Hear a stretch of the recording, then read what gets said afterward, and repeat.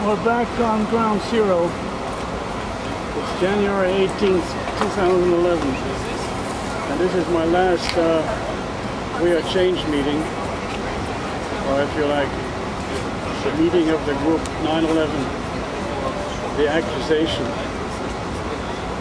And I've posted this banner, Appendix 9 from 9/11, the accusation. There's film scenario title page of Operation Twins, and a appendix showing one of the photos of the 4 warnings of 9/11 that were issued in 1993, as it says here down below. These are things from the We Are Change group, and I'm expecting a few visitors that I might make an interview with. I'm standing here in front of the PATH subway, ground zero. Standing here in front of this banner, and I have in front of me Jill Louise Starr, who has recently read the book, and I think you want to say perhaps a few words about your impressions about the book. Can you do that? Yes, I think the book is extremely important because, well, personally, I didn't think anything would convince me that George W. Bush, former President of the United States of America, had any great foreknowledge of the terrorist attacks on 9/11 before they happened. And I found out after reading the book, I have a totally different attitude because of the way Slobodan documented it, and with his narrative, I definitely believe, beyond any reasonable doubt, that not only did former U.S. President George W. Bush know about these terror attacks which happened on 9/11, he failed to do anything about it or take any action, but in taking action, he let a lot of people die, sadly, at this place. And what happened happened because the various intelligence agencies also mentioned in the book, they had foreknowledge, which was documented in this book, and they failed to act also.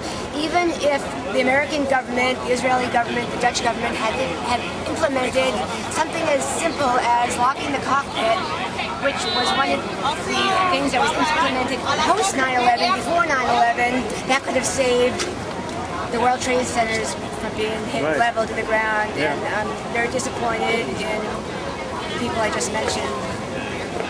Former President George Bush, the CIA, and I know when I was working at the Bosnian mission with Darko Trifunovic, we were also, no one listened to us either. We had faxed every UN member state of the mission before 9/11 that the head of the Bosnian mission was an arms trader for Osama bin Laden, and he was also involved with 9/11, and the U.S. State Department said that we were just a bunch of Serb nationalists and go away. So here you have a lot of important people just not wanting any more information about it, which is very shocking to me. Right. Okay. I think everyone ought to read this book. I think this book, Slobodan's book, The Accusation, should be fundamental reading material for everyone on the 9/11 Commission, every senator, and everyone in the House of Representatives if they really want to know the truth and find out what's really happened. Could you try to help distribute this book, review it, and get it onto get the word out? I really would like to. Okay, that would be very nice. Yeah. Absolutely. Okay. Would you like to finish with a word for the author? For Slobodan? Yes, Slobodan, he wrote a great book, and like I say in many of my writings about the IC2I court, the more people we have to get the word out and the truth out, I think you're doing a wonderful thing for humankind, and hopefully this won't happen again because people like you are writing books such as these. Bravo, I'm very proud of you, and it's very scary sometimes to write these books, you know, be a whistleblower, but in such a circumstance I think it was necessary, and I think you're a very brave man, and I hope you'll continue with your work, and I'm here to help you to continue in that work, and get the word out about this book because I think it's that important. Thank you. Yeah, thank you. Now I'm standing here with a gentleman who is from We Are Change, right? You're holding the book. Yes, I have just purchased 9/11, the accusation. Could you just state your name to begin with? My name is Bruce Brown. Bruce Brown, yes, okay. I'm a resident of New York City. And I am looking forward to what I know being confirmed by Dr. Dimitrich's book. Okay. You had some of your own your ideas about forewarnings about 9/11. Is there anything you want to say? Well, as I say, this, whatever, I'm looking so much to see what the good doctor has to say. But we already know, thanks to Paul Thompson's timeline. Are you familiar with? No. Paul Thompson is an American who lived in New Zealand, and he did, with the help of many volunteers, he assembled a timeline of press coverage, all from mainline media sources. Right. Nothing alternative, nothing exotic. Showing what? Straight old mainline, plain vanilla, mudstream media. Yeah. Showing, what did it show? Well, among other things, it showed that there had been 11 known, documented forewarnings by foreign intelligence agencies, starting in 1995 from the Philippines. Right. Okay? Right. And since that time, word of 11 warnings had been published, and several of them, I'm not quite sure how many, but several pinpointed Lower Manhattan and Washington, D.C.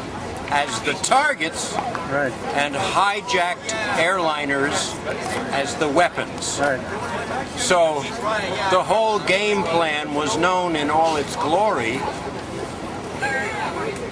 since 1995. In all its sordidness. In all its sordidness, indeed. Okay. Yeah, no laughing matter, actually. Not really. No. The forewarnings. Yeah, forewarning. Yes. This is also a forewarning. There, you see on the banner here that we've got, pinpointing the target is all the elements. Weren't they said the day before 9/11 they were discussing in this book somewhere. The next day there was supposed to be some terrorist attack, and Operation Twins it was called, and George Bush shut down all the airlines or something. I don't remember the exact, but they knew, the government officials knew that there was going to be an attack on that day. Yeah, they denied actually that they knew about it. They know nothing. No, they know nothing. It's complete lies. Right. Complete lies. Okay. Well, we'll maybe leave it at that. Certainly. Thank you for your commentary. You're very welcome, and good luck, Doctor. I wish you a good read. Well, thank you. I know I'll have one. Okay. World Trade